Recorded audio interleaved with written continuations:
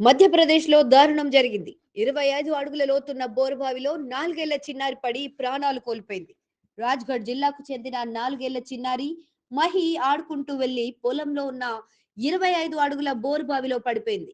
వెంటనే స్థానికుల ప్రమాద సమాచారం అందుకున్న rescue team, Rajgarh collector Harsh Dikshit, Rajgarh SP Dharamraj Meena ఘటనా స్థలికి చేరుకున్నారు.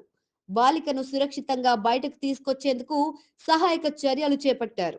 బాలికను రక్షించేందుకు జేసీబీ, ఇతర పరికరాలను రప్పించారు.